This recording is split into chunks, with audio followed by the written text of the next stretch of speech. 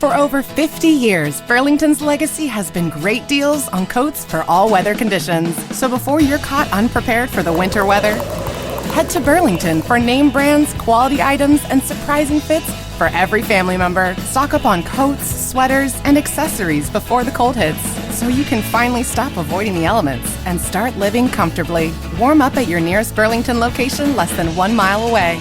Burlington. Deals, brands, wow. This episode is brought to you by LifeLock. The holidays mean more travel, more shopping, more time online, and more personal info in places that could expose you to identity theft.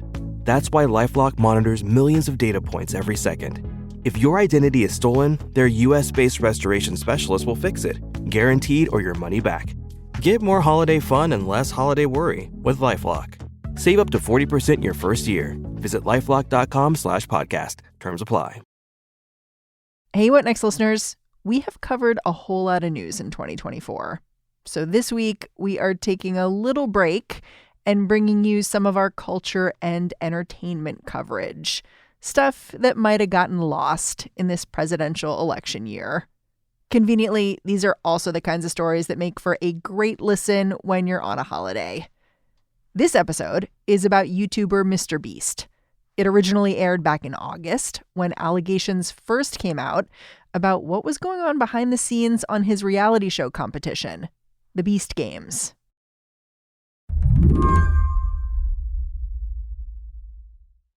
Okay, Madison, how would you explain MrBeast to, your parents?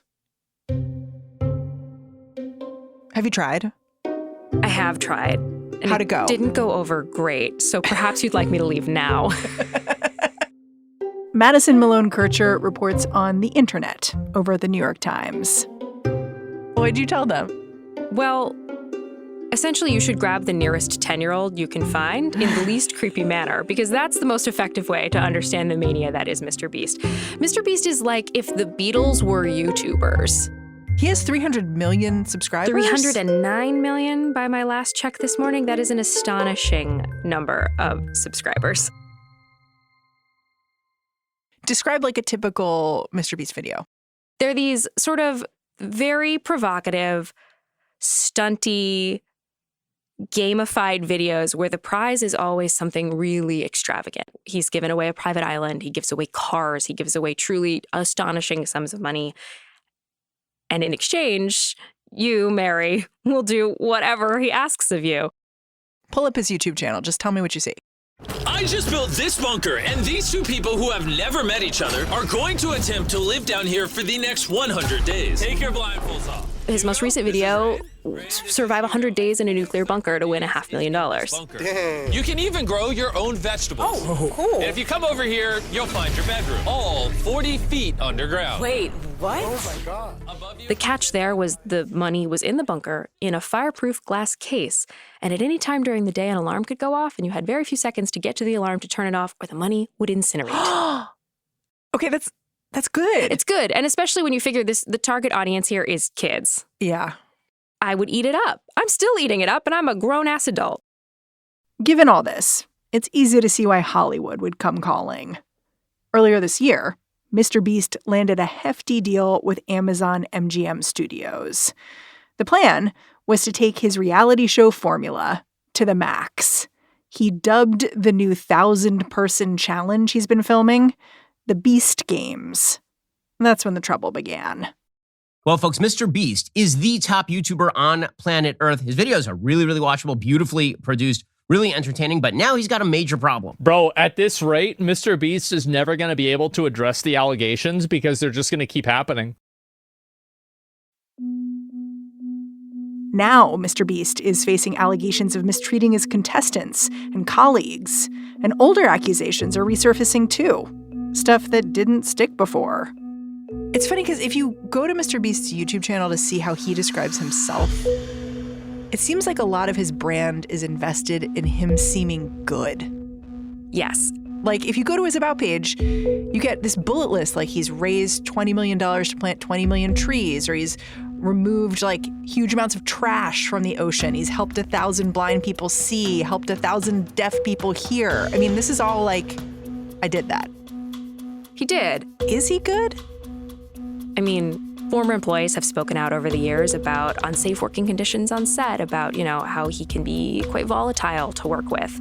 And all of these things sort of have never bubbled up enough to the surface or amassed a great enough volume, I think, to really take away the MrBeast shine. Is that changing? It is changing in light of Beast Games. Today on the show, is MrBeast starting to lose his shine? And are we going to keep watching anyway? I'm Mary Harris. You're listening to What Next? Stick around.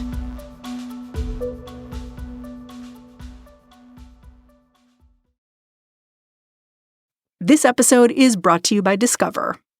It's always nice to get more for less. So here's a life hack that can automatically put some extra cash in your pocket.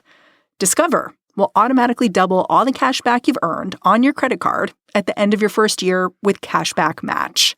So you could get some money for this holiday season and get more next holiday season. It pays to Discover. See terms at discover.com/creditcard. This podcast is brought to you by Progressive Insurance. You chose to hit play on this podcast today. Smart choice.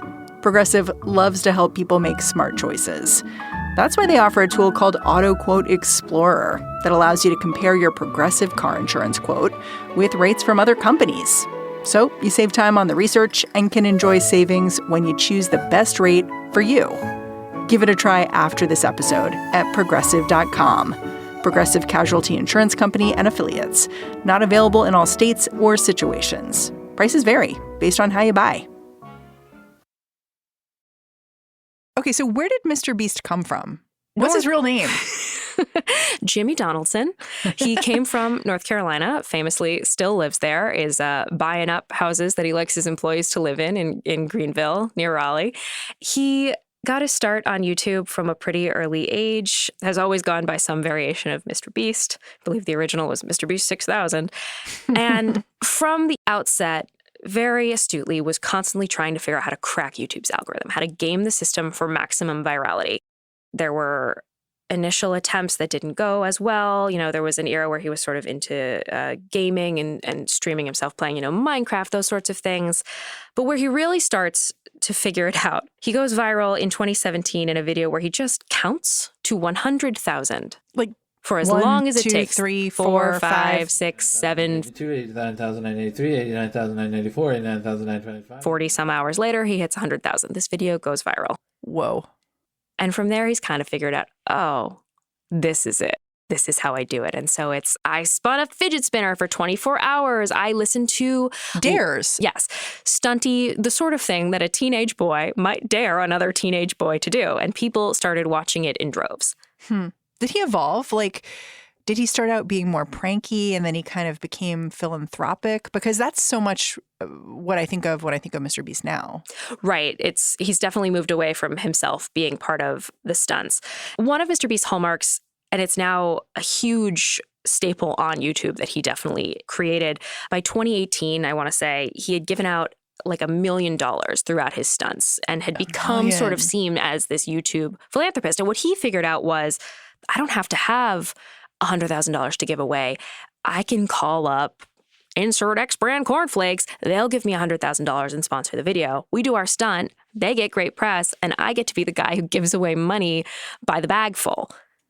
Again, very little risk for himself. Right. You wish you'd thought of it. And he has in interviews said, I still don't see myself as a wealthy person. He talks about how a lot of these videos are sponsored, but let's be clear, the man is, by most reports, probably raking in at hundreds of millions of dollars. The figures put it at this point somewhere between $500 to $700 million annually. Wow. Because there's ad revenue on the videos he's putting out. He's also a workaholic by all reports. He's described his personality as YouTube, yes. Which is okay. Yeah, he describes himself as not sleeping, as, if the video is not perfect. He's recently described several $100,000 budget videos that he has just scrapped because they weren't good enough. They weren't good enough. They weren't up to standard. They weren't good enough.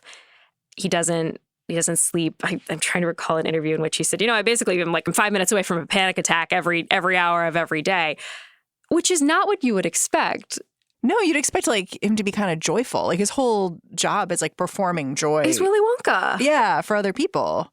Though that movie was terribly creepy. So maybe maybe he is there's Willy Wonka. something here. Yeah, the Amazing Chocolatier. I want to break down one of his videos in particular, which was really a breakout video for him, because I think it's so full of all of the tropes you see in everything he does. And this is the video where he, quote unquote, helps 1,000 people see. In this video, we're curing 1,000 people's blindness. It's notable because what he's doing is giving cataract surgery, but he doesn't really say that. You know, he's not like, I'm giving cataract surgery. I think. No, he's laying hands. Right. But also I think because like cataracts are boring. You know what I mean? Like, I feel like cataract, whatever. He never deals with, like, why can't these people access a 10-minute surgery that they clearly need? The reason being poverty, pretty clearly, if you look at who he's helping. Like, what stands out to you about this video? I mean, that's what stands out to me about all of these videos and has stuck out to me in my reporting about why people remain his fans is because we live in an era where access to healthcare, access to money to pay for healthcare is out of reach for so many people. But that's not fun to talk about. That's not exciting to talk about. And it is a great thing. I have to say, like, on the order of the whole, on the things happening on the internet, sure, have people done a lot worse than the day Jimmy Donaldson woke up and said, you know what I'm going to do for attention today, for clout today? I'm going to give cataract surgery to 1,000 people who can't afford it. Yeah. I mean, and the video, it's so well designed, like a Swiss watch, to keep you paying attention. Like first you see people one after another getting their sight back, right? And they're like amazed by being able to see. There's my watch. I've never seen it before. Oh my God. I had night blindness. I couldn't see.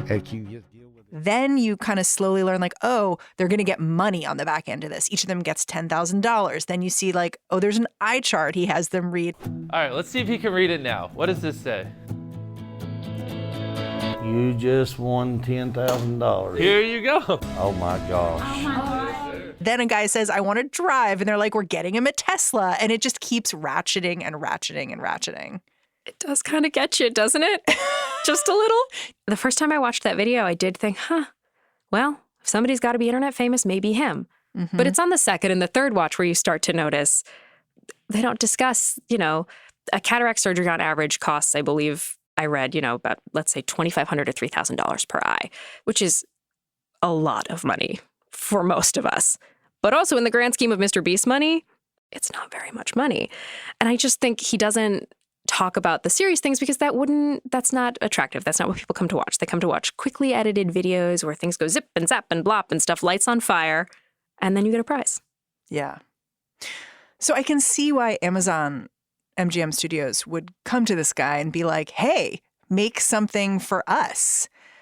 I'm curious, when you heard this deal was happening, what did you think? Were you like, oh, that'll be interesting? Or were you like, is this where reality may hit this YouTube sensation? I did pause a little, and I think I maybe should have paused more, but I thought because it had this streamer, this studio behind it, that was going to lend it legitimacy. Time magazine had a profile of MrBeast earlier this year that included some former employees saying, you know, the sets aren't safe. They're dangerous. There's one former employee who has alleged he was let go for raising safety concerns on set. And so I had that in the back of my mind. But at the same time, I'm thinking, okay, it's Amazon. They produce shows all the time. And things go wrong on sets all the time. Let's be real. Mm-hmm. But I thought maybe they know how to run a TV show. They know how to produce a reality show. Is that how it turned out? Not so much. A couple of weeks ago, in the space of an hour, I got 2 tips from 2 completely different folks who had participated in Beast Games, and their stories were almost identical. And it boiled down to, this was like Firefest. This was chaos. This was dangerous. This was scary. I can't believe MrBeast did this, and I can't believe I feel compelled as a MrBeast fan to talk about it. After the break, how the Beast Games went off the rails.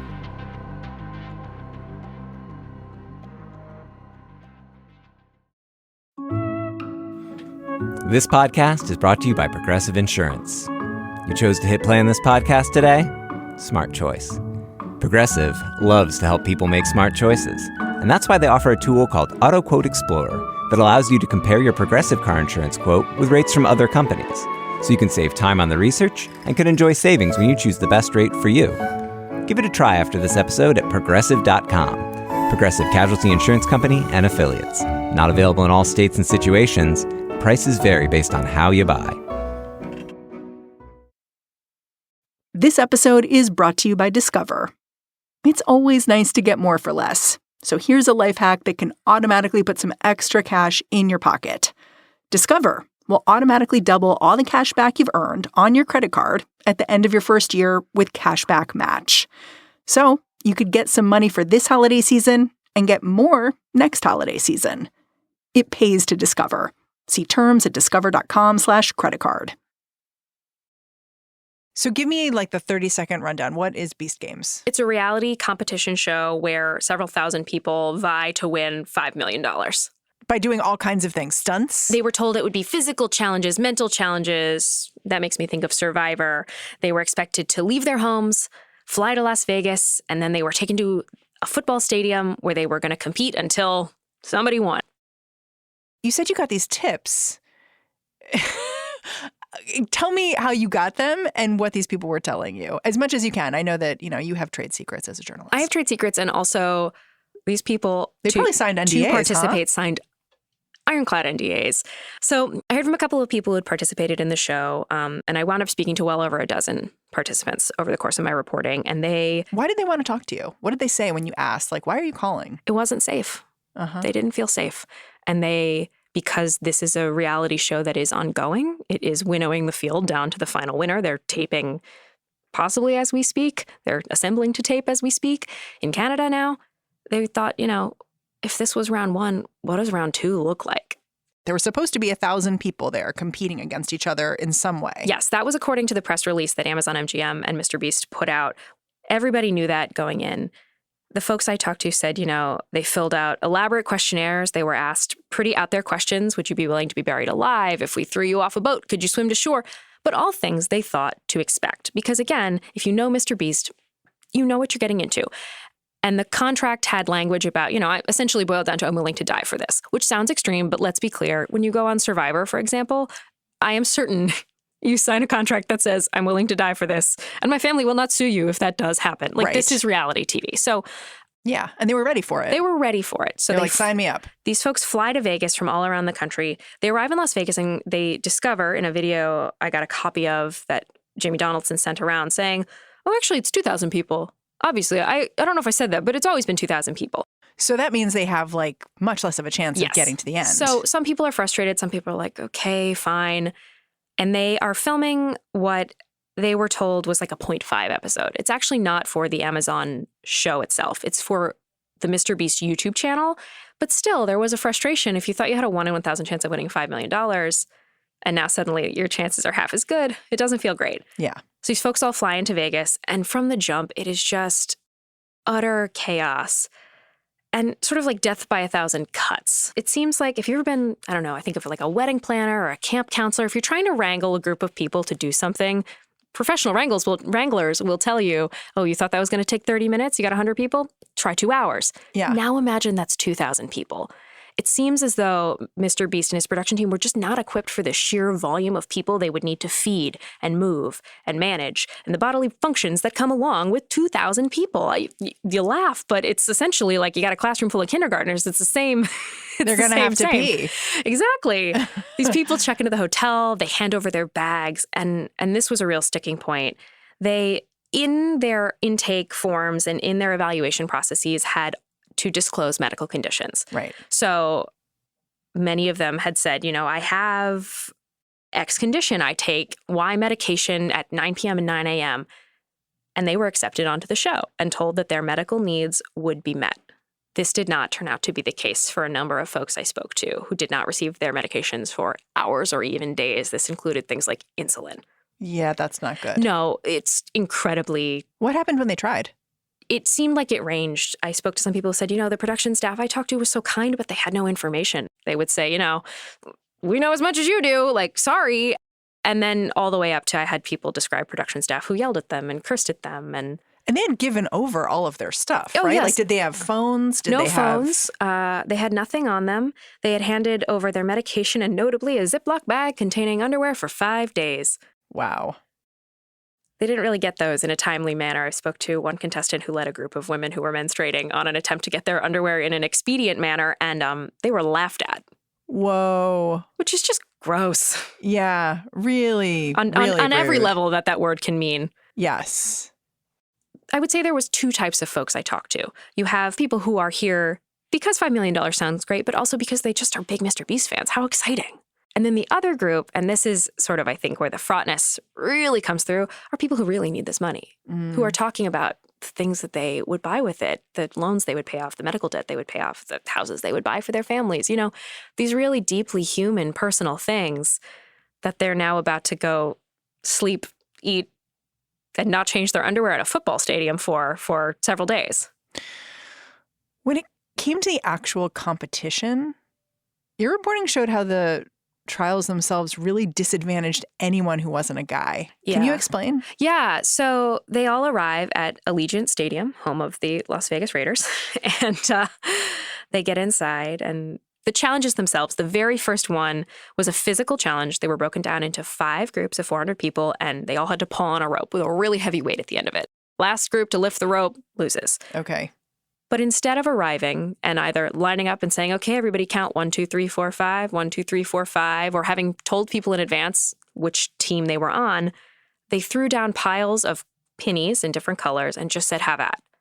So they essentially let the contestants self-select the teams. So a bunch of big, muscly guys get to the front, they start grabbing jerseys of a specific color and refusing to give them to women, to smaller folks, to older folks. The contestants did range anywhere from 18 to, I spoke to someone who said they met an 82-year-old. Whoa. So a pretty broad range. And so if you looked like you weren't going to be able to keep up physically, well, too bad. So do we know the results of what happened after that? We do. I should also mention this entire scene was described to me by various people as a crush. Several of my sources said, I've read a lot about when things go wrong at concerts and crowds and how quickly it felt like that. I couldn't breathe. I was trapped. I couldn't move. The team that wound up having the, most women on it, most older folks on it, loses immediately. Yeah. And many of the folks I spoke to are very frustrated about that. They feel that it wasn't fair. If you're going to humiliate yourself for $5 million and to be content, you at least want to know you had a fair shake. Yeah. What's interesting about the people you talk to me, is that a whole lot of them told you they'd do it over again. Yeah. Why? They would do it over again.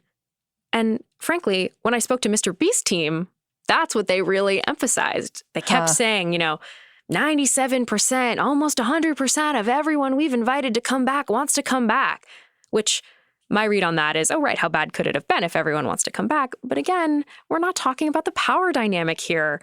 It preys on desperation. $5 million, and now it's only 1,000 people competing for it, so you knocked off the first half. They're currently still filming, right? They are currently still filming. They are headed up to Toronto with the remaining 1,000 folks who are going to compete in the show this week. So still talking to folks on the ground there, trying to figure out what's going on. And sure, is there a world where this went so badly that they completely right the ship and everything is done by the letter of the law and by the book? Sure. Given that we know that set safety, contestant well-being, there have been issues raised about that in the past. This wasn't an isolated incident. It was just a really big incident. Yeah, let's talk about that, because I feel like when your reporting came out, all of a sudden a spotlight was shown on all of the other complaints that had already been out there about MrBeast. And, some of these complaints are things like when he was a kid doing YouTube, he used racist language. Like he joked about how much he'd pay to buy a black person, which is abhorrent. There are allegations he employed a registered sex offender. There are allegations he's faked some of his videos and the outcomes of his videos. So it's like there's been a lot out there, but it felt like all of a sudden the volume was turned way up after your reporting. I think the volume was turned way up because there was finally just a little bit of space for it. In the past, saying bad things about MrBeast, even just saying critical things about MrBeast, is an invitation to be harassed by his fandom, to get death threats, to be told all the horrible things that anybody who's ever been faced the ire of the internet has experienced. And I think something about this moment where enough people were brave enough to come forward and say, hey, this wasn't right. It really, I was frightened. Like, I was really let down here, and I wouldn't want this to happen to you. There was just like this tiny moment of like pause on the internet. And in that moment, those criticisms were able to sort of take hold in a way they had not. I'm sort of curious. In your reporting, I'm sure you tried to get an interview with MrBeast himself. How'd that go? Could have gone better. There's no interview in the piece. I'll say that. He has hired a communications team that is handling crisis management team, if you will. Yeah, if you will. And that is who we dealt with. But no, he did not speak with me for this story. It's funny talking to you. I get the sense you're horrified by what these contestants in this game show went through. I also get the sense you can't imagine yourself not watching the final production. Not watching. At this point, if they'd let me join, I'd join. Purely for anthropology. I mean, like, in the end, I'm sort of curious to watch it now, too. I'm curious. I have found many of his videos over the years very entertaining. You don't continue to report on the internet if you don't believe parts of it are good or positive or interesting or entertaining. And this sort of sits at the nexus of both, right? Here we've got this guy who is Mother Teresa, but maybe not. Sort of like all of us. Yes, that's me, Mother Teresa, but maybe not. Maybe not. Madison, I'm really grateful for your time and your reporting. Thanks for having me, yeah. Madison Malone Kircher is a reporter covering internet culture over at the New York Times. In September, after this episode originally aired, 5 Beast Games contestants sued MrBeast's production company and Amazon. The contestants allege inadequate pay and unsafe conditions, including lack of food, sleep, medical care. The lawsuit also claims sexual harassment and a culture of misogyny and sexism on set. Meanwhile, Beast Games premiered on Prime Video a few days back, December 19th. And that's our show. If you're a fan of What Next, the best way to support our work is to join Slate Plus. Go on over to slate.com/whatnextplus to sign up. What Next is produced by Paige Osburn, Elena Schwartz, Rob Gunther, Anna Phillips, and Madeline Ducharme. We are led by Alicia Montgomery with a little boost from Susan Matthews. Ben Richmond is the Senior Director of Podcast Operations here at Slate. And I'm Mary Harris. Thanks for listening. Catch you back here next time.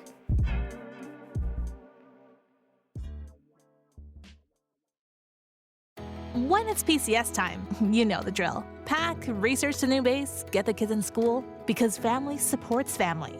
At American Public University, we support military families with flexible, affordable online education that moves with you. As a military spouse, your tuition rate is the same as your partner's, just $250 per credit hour. American Public University, education that moves with you. Learn more at apu.apus.edu/military. Hey, Slate listener. This is Mary Harris from over at What Next, Slate's daily news podcast. I'm here to remind you that at Slate, we are here to help you make sense of what comes next. With Slate Plus, you'll get unlimited access to the tools you need to navigate this moment. That includes exclusive episodes of Amicus, which unpacks the legal battles shaping our future, and Political Gabfest, where the biggest questions about our political landscape are tackled with depth and a sense of humor. Plus, you'll get ad-free listening across all your favorite Slate podcasts, including my show, What Next, where I connect the dots on the day's headlines. It's really easy to join. Subscribe to Slate Plus directly in the Apple Podcasts app or on Spotify. You can also visit slate.com/podcastplus to get access wherever you listen. We've been here before. We can make sense of what comes next together.